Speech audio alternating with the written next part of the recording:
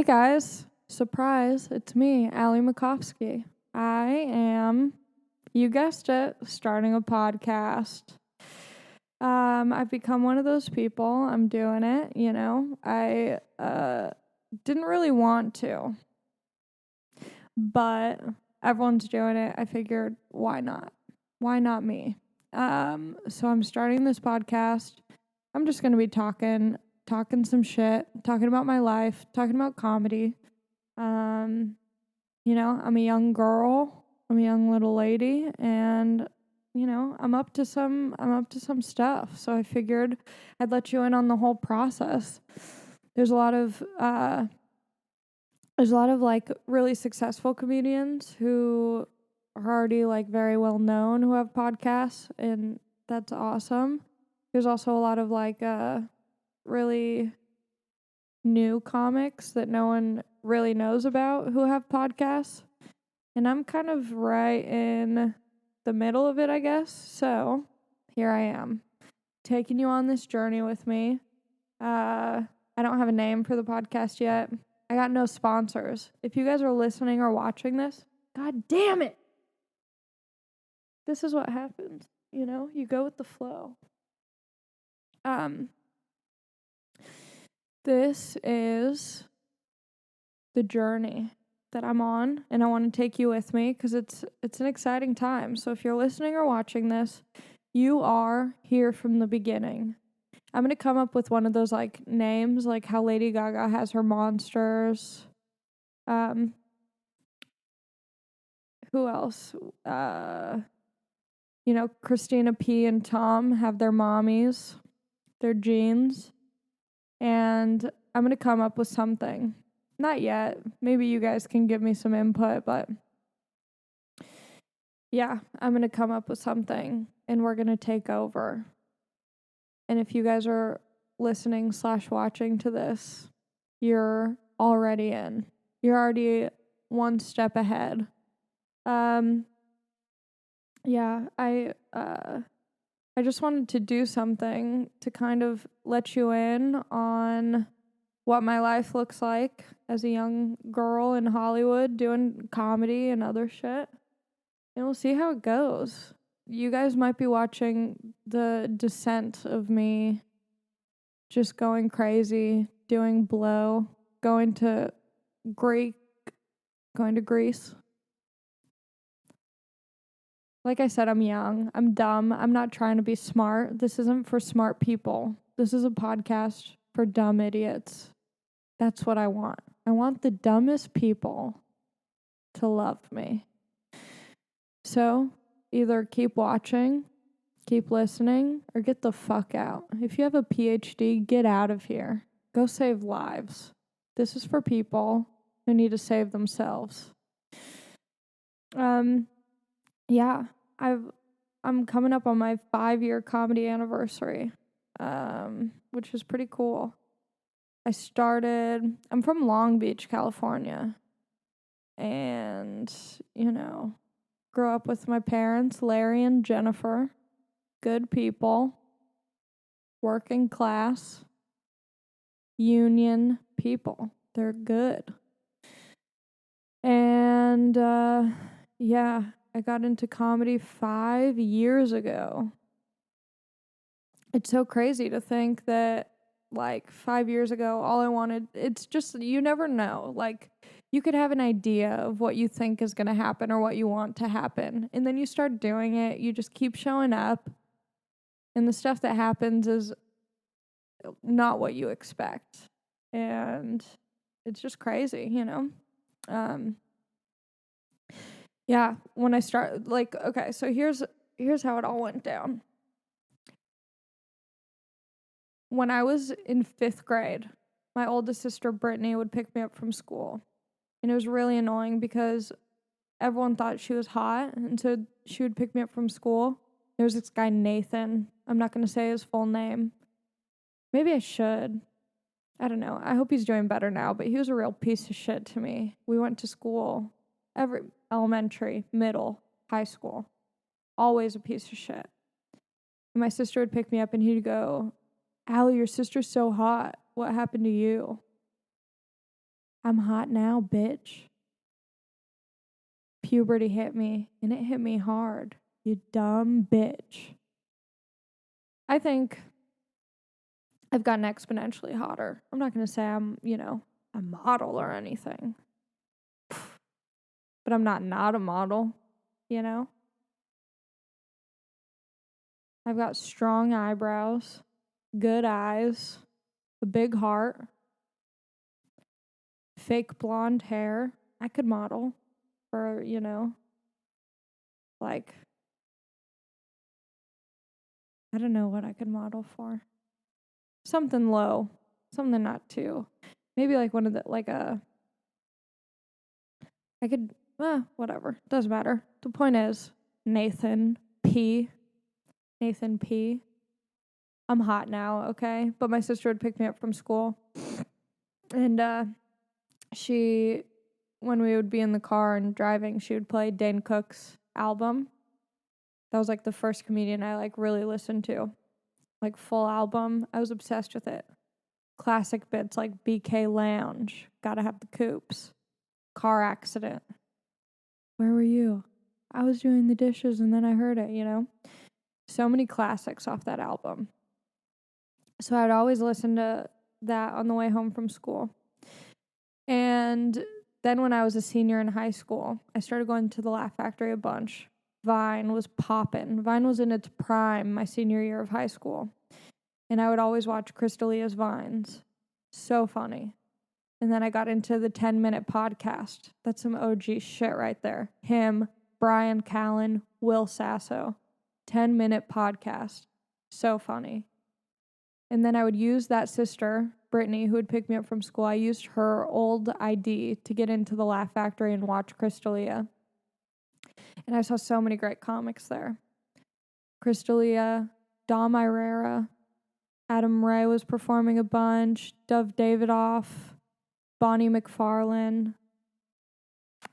Just so many funny comics. And Dane Cook would always perform there. And it was crazy because I remembered him from my childhood. And I'm like, whoa, I was like, I just want to do what these guys are doing. I want to be able to go on that stage. And I was so naive. I thought that comedians just got lucky. I thought they were at like a cool Hollywood party. They were in like a group telling a funny story. And one of the dudes in the group or chicks in the group was like, dude, you should just do my show at the Laugh Factory. Just talk. I had no idea that they were writing and working and like preparing this stuff to tell on stage. And one night I was there. It was new material night. And I go and I watch all these people who I've seen perform take out a notebook and they were reading these jokes. And I was like, they're not just coming up with this stuff off the dome. That means that if I write and I work on this, then I could perform. I was going so often, at least once a week, sometimes twice a week. I was sad. I was a sad girl in high school. I didn't really hang out much. I was just going to the Laugh Factory. I had no idea about all these other great clubs. I just, I wanted to see these shows. And so one night I'm there. Dane Cook is performing. He was there a bunch. And I got the courage to ask him after the show. I went up to him. I was like, Dane, I'm 17. I want to do comedy. I don't know what to talk about. I'm only 17. I'm not even supposed to be here right now. How do I start? And he said, stop making excuses. Go home tonight.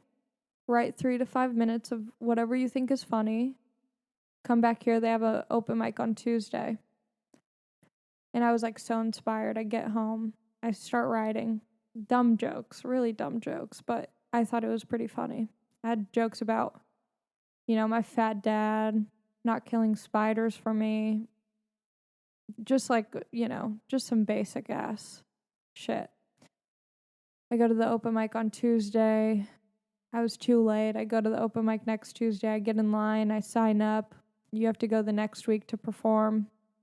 I show up the next week. I get on stage. I do 3 minutes. And it was all right. I still have the video of it. Maybe someday I'll post it. I was shaking. I was so nervous. My hand is shaking severely. And, but I did it.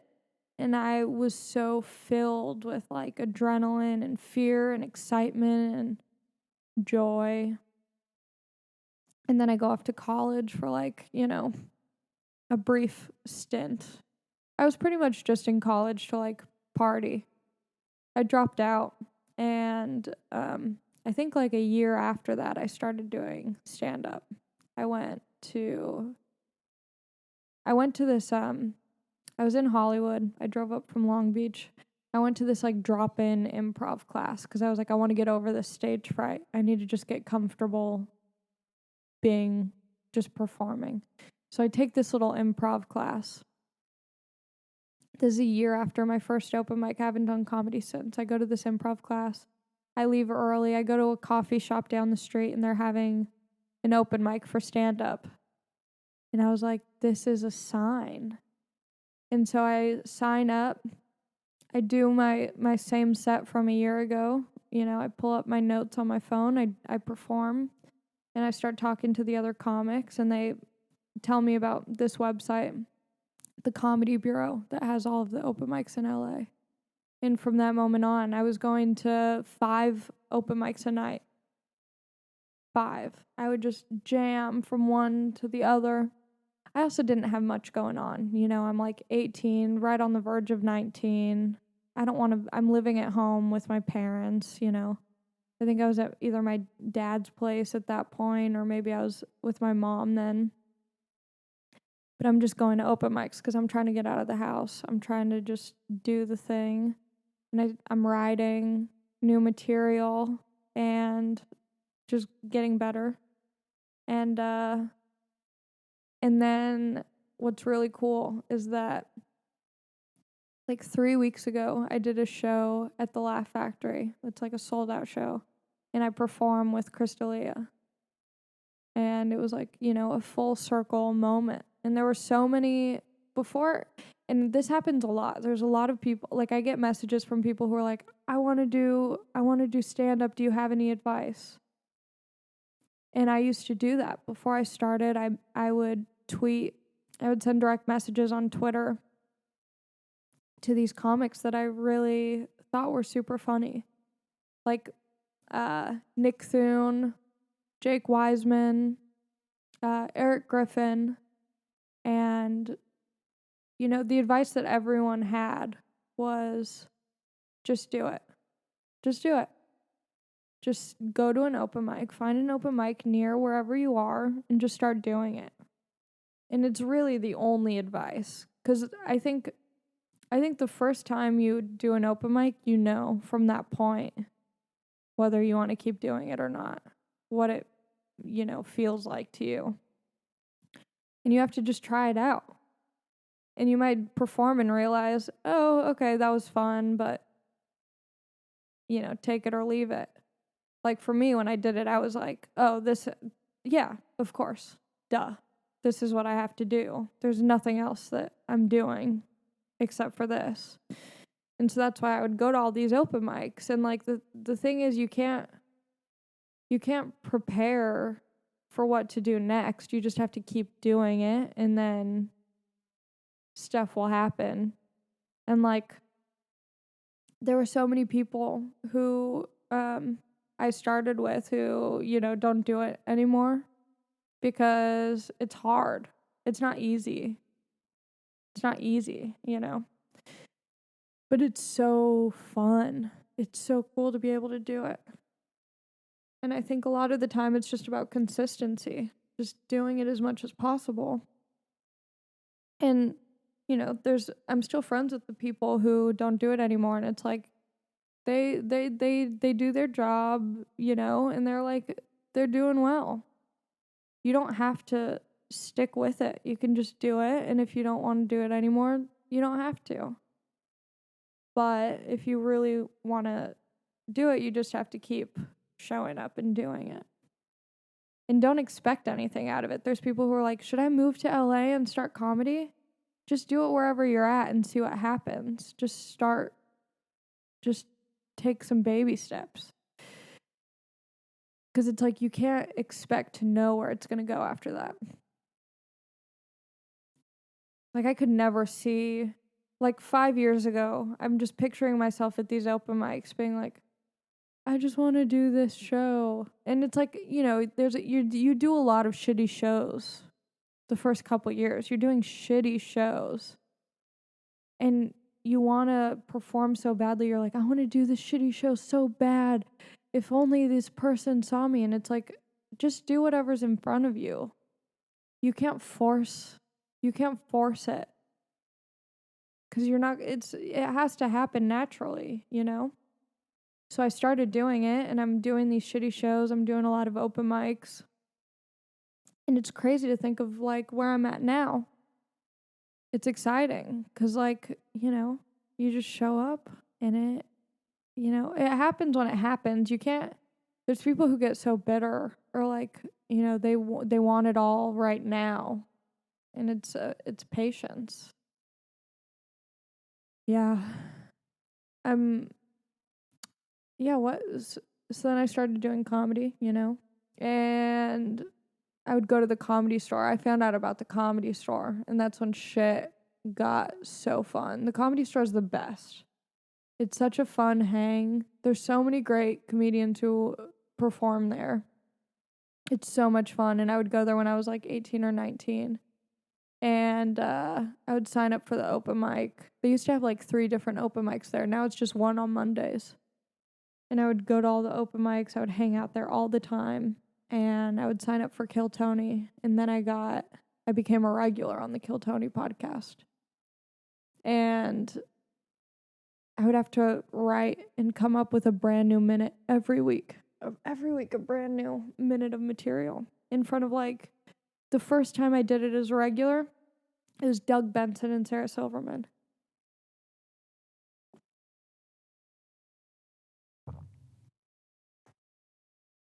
And then, you know, just so many great guests on that show. So much fun. It's scary. That was like a crazy time. I did it for like 2 years. But when I started doing it, I think I had just turned like 20 or something, or I was like, when I became a regular, I was like 20, and they found out that I was underage, and so they kicked me out. So I would just like hang out on the sidewalk. I was loitering. And then I would just hang out there because I loved the place so much. I was like, I just want to be around it. And then on my 21st birthday, I was there. And at midnight, I came in, did Kill Tony again, and did it for like 2 years. And yeah, just cool shit. Cool fucking shit. Russell Peters took me on, like, just like after one set, he was like, do you want to come do a show with me in Ontario? I'll give you a guest spot at the Ontario Improv. And I did not do well. But I learned a lot. I had a lot of fun. He's the best. He's the nicest dude. There's so many, like, just cool people in comedy who are so nice and want to, like, help you out. When they see that you're, like, doing it and you're fired up about it, they want to be able to, like, because they remember. They remember when they were, like, young and new and fired up. And then I stopped doing Kill Tony. And people are like, oh no, what happened? Why did you stop? This is my ASMR portion of the podcast. Oh no, what happened? Did you stop? And it was such a great experience, but I felt like it was like no one wants to hear me anymore. That's how I felt. I'm like, you know, I've had a good run. I've had a blast. I've done as much as I could do for this. It's time for someone else to kind of take over. And then Malcolm Hatchett got it, and that was, like, super fun. And I was like, this is perfect. It was, like, just good timing. I thought it was, like, you know, the best. And, like, Tony was so supportive of me and has been so helpful and kind to me. And after that, fucking Tony hits me up, and he's like, hey, I just gave Joe your phone number. I'm like, what? He was like, Joe Rogan is asking for your phone number. Okay. And I get a text from an unknown number. Hey, Ali, it's Joe. I want to see if you're available to do some guest spots with me this weekend at the Ice House. Yeah, I think I'm free. So I did guest spots with him. I was so nervous. I was so excited. I ran the light and I thought it was like all over for me. I was supposed to do 10-minute sets and I went over by like 15 minutes. And he was cool about it. But he was like, yeah, just be more professional. And I was like, okay. And then, it's all just like learning. All this is just like learning as you go. And there's some moments where I'm like, fuck, I feel like I'm not getting better. Or like, I feel like I'm like stuck in this place where I'm just like, kind of on like autopilot or whatever. But because I keep doing it, as regularly and frequently as possible, you get better. And I was talking to someone at the Comedy Store a long time ago, and I was like just telling him, I'm like, yeah, I just feel like I'm in a rut. I feel like I'm not getting funnier. I just feel like stuck. And he was like, name anyone who works on something every day and doesn't get better. And it's true. I am getting better, and like when I look back to that first set I did at the Laugh Factory, it's like I've gotten exponentially better. When I look back to a set I did a year ago, it's like I've gotten better. Whether it's just like joke writing, performance, there's so many different things. And now that I'm hosting shows locally with Joe, I get to learn in a totally different way because hosting is like this totally weird thing. But yeah, I'm super excited. I'm doing my first gig opening for Joe Rogan outside of LA because I've just been doing like local shows with him. And I'm going to Vegas. I'm doing the Mirage. That's some fancy shit right there. I'm going to the Mirage with him this weekend, July 5th. We're performing. And then Saturday, I'm going to get a hooker. I'm going to get blow. I'm going to get a gun. I'm not going to shoot anyone or myself, but I think when you're in Vegas, you just need a gun. No bullets. No bullets for sure, but maybe I'll get one of those guns that just, I don't know. You have to have a gun, I'm going to get some cowboy boots. And I'm going to take a lot of pictures. Going to pee in the lazy river. I'm always peeing in pools. My stomach's grumbling. I'm drinking so much coffee, I feel it in my asshole. That's when you know the coffee's hitting, is when you feel it brewing in your asshole. I drink so much coffee that when I go pee, it smells like a fresh pot. That's not good. It's not healthy. I get geeked up off coffee. I want to be shaking. I want to have tremors throughout the day with my coffee intake. I drink coffee like it's water. I hardly drink water. I'm so dehydrated all the time. I've been trying to drink water more. I drank too much water the other day, and I got the Dia. Yeah. No one tells you about that.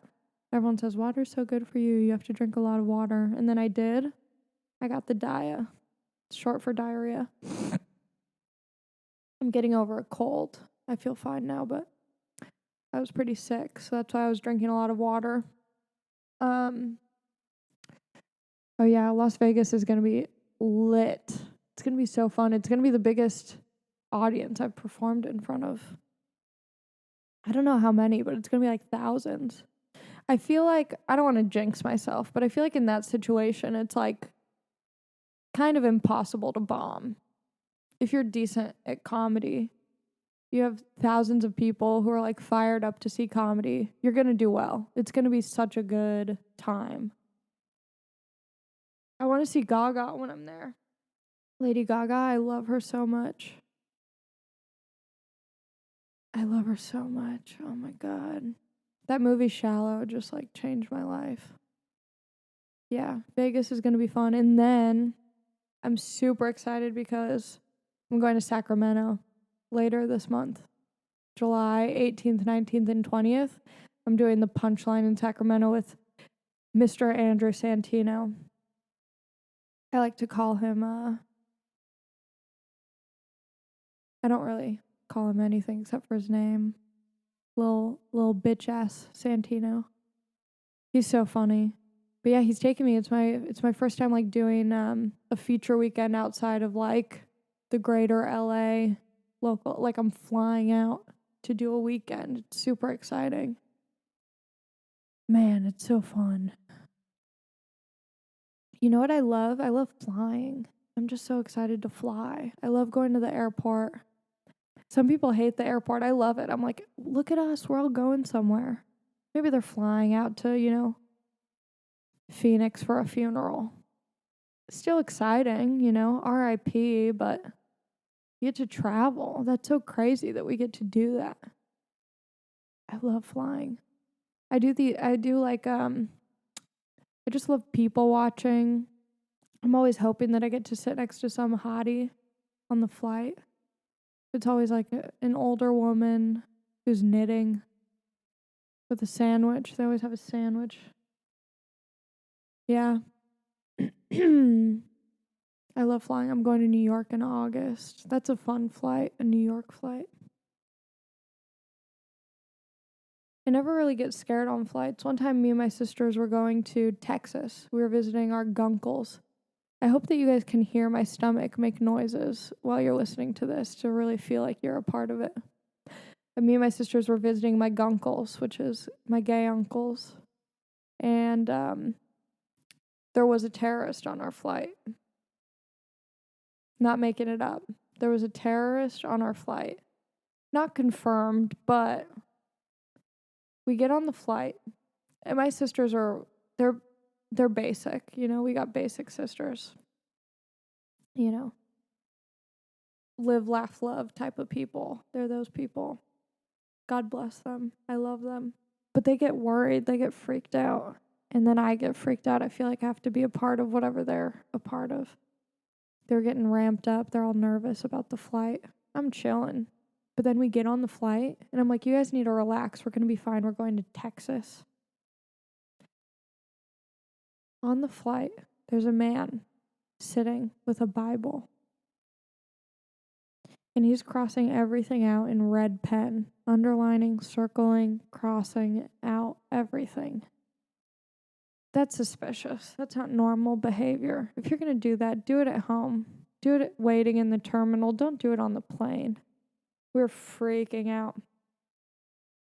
Me and my sisters are going up to the flight attendants. We're like, this guy is a terrorist. And they have to act cool. They can't lose their shit or else everyone loses their shit. And they're like, okay, we're going to be fine. But then I think that they caught on too because they were like, we're experiencing turbulence. You guys are going to need to sit in your seats for the duration of the flight. And so they put the seatbelt sign on. There was no turbulence. But they didn't want this guy moving around. He gets up to go to the bathroom. My sister follows him. She cuts the line after he uses it, and she goes in there and she checks the trash cans because she was scared that he put a bomb in there or something. She's crazy. We made it fine. No one's terrorizing a flight from LA to Texas. Maybe DC. Maybe another New York. Texas. No one's concerned about Texas. Yeah. My dad wanted to come to the Rogan show. I was like, hey, Dad, why don't you come to my shows here where we live? But once Rogan's involved, suddenly my dad is invested. There's a free hotel room with me. I'm not sharing my hotel room with my dad. I did that enough when I was a kid. I had to share the room with my dad and my sisters. It was fine. We never really did family trips. You know how some families, whenever I had a friend who's like, oh, we're doing our family trip, I'm like, don't brag with your family trips. We did family trips to Red Robin. I don't know. Oopsies. Sorry, listeners. yeah, I don't know. I guess I just wanted to give you a little taste, a little glimpse into my life. This was the first episode. How much time? 30. Just a quick. This is the foreplay episode. This is when I spit on my hand and I just gently caress the podcast. And I whisper in your ear and I said, everything's going to be okay. Come with me. That was pretty hot. I'm not going to lie. I was like, ooh. Maybe it's the cold brew. Cold brew is just hitting different. Yeah.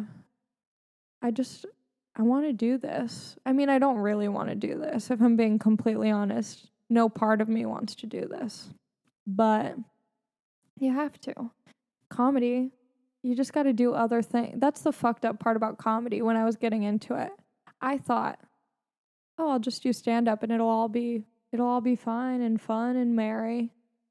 And then as soon as shit starts going well, maybe you get a manager or something, the first thing they ask you, what else do you want to do? What else do I want to do?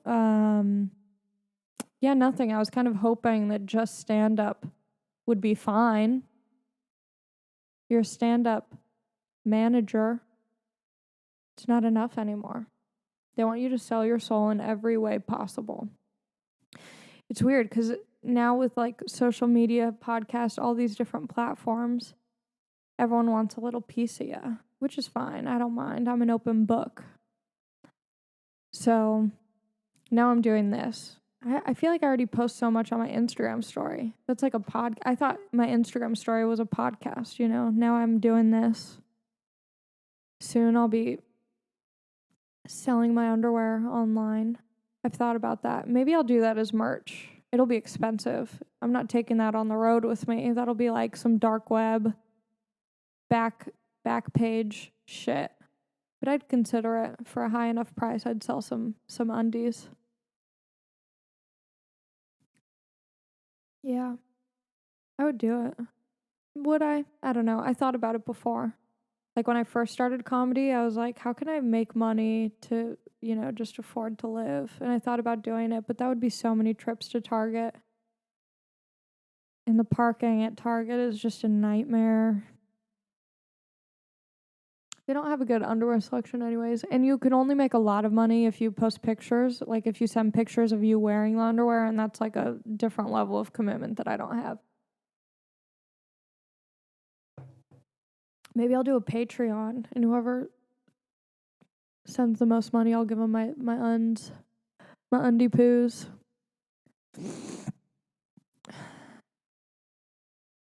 Yeah, what else? What was I saying before that? Oh yeah, everyone wants you to do something else. I had a commercial audition. I do commercial auditions, which are such a nightmare.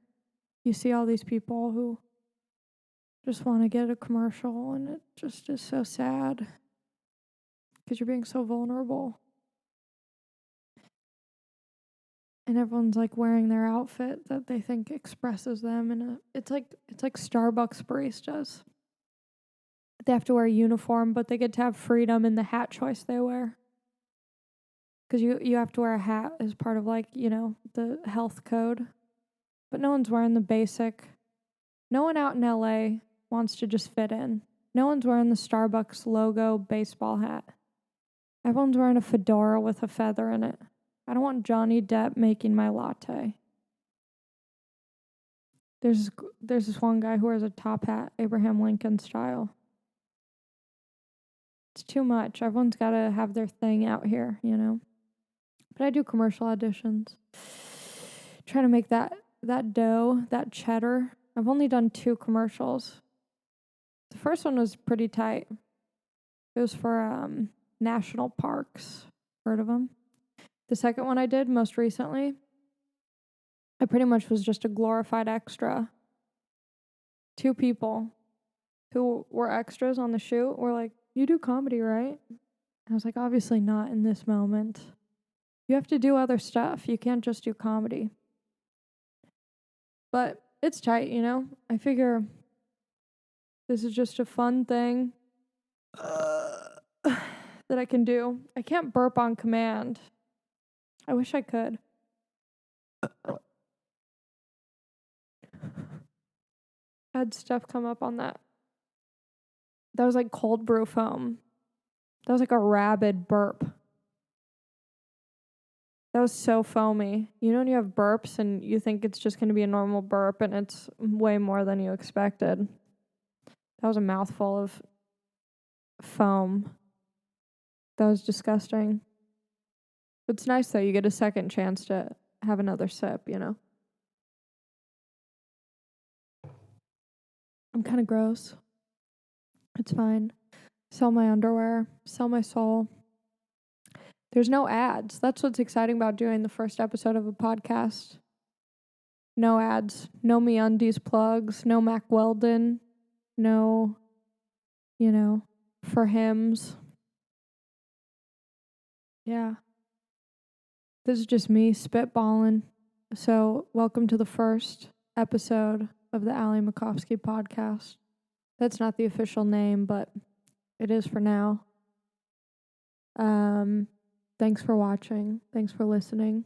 I have a website. It's just my name, www.alimacofsky.com. I have an Instagram. I post constantly on there. And yeah, I don't know. This is, we're going to see what happens, and you're going to be a part of it. So strap in, strap on, and I'll see you next time. Bye.